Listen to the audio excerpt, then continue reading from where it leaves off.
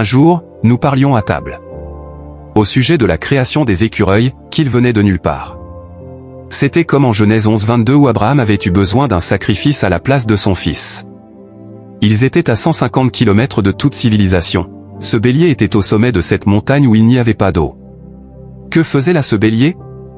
Il aurait dû être tué par les bêtes sauvages si loin de toute civilisation. C'est pourquoi Abraham appela cet endroit Jéhovah-Jireh, le Seigneur pourvoira un sacrifice pour lui-même. Il peut créer en parlant. Si le Seigneur confirmait là mon ministère pour me faire savoir qu'il allait venir en aide à son peuple par mon intermédiaire, j'avais besoin d'un écureuil de même qu'Abraham avait besoin d'un bélier, et je crois que Jéhovah-Jireh l'a mis là par sa même parole parlée. De toute façon ce n'était pas moi, parce que je ne savais pas ce que je disais, c'est lui qui a parlé. Et sœur Hattie a dit. C'est tout à fait vrai. Elle a dit la chose juste. L'Esprit du Seigneur m'a alors dit, dis-lui de demander ce qu'elle veut, et tu le lui donneras. Je ne pouvais plus parler.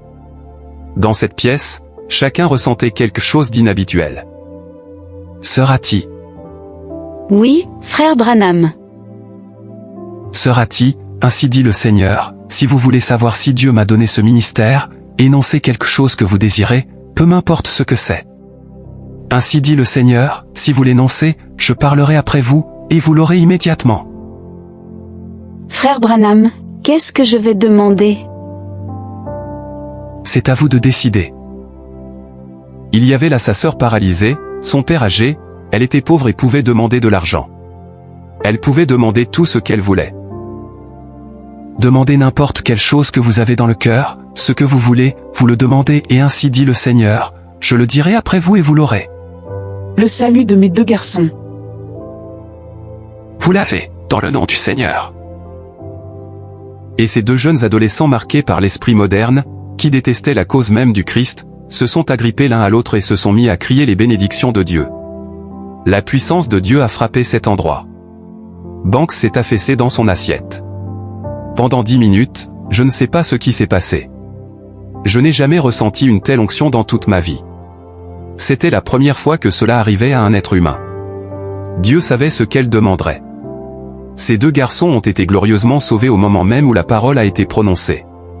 Si elle avait demandé $10 000, ou la guérison de sa sœur, ou n'importe quoi, cela lui aurait été donné. La bénédiction n'a pas quitté la maison des Wright. Et cette jeune femme qui n'avait sans doute jamais crié auparavant, on l'entendait crier les louanges de Dieu 3 rues plus loin. Nous étions tellement saisis et paralysés par la puissance de Dieu, que je ne pouvais plus parler et j'ai dû sortir, sous l'onction de la puissance de Dieu. Je crois que l'Église du Dieu vivant se dirige vers une sphère qui va secouer le monde entier. Alléluia. C'est la première fois depuis Jésus de Nazareth qu'il a été dit à un être humain, demande ce que tu veux et cela te sera accordé.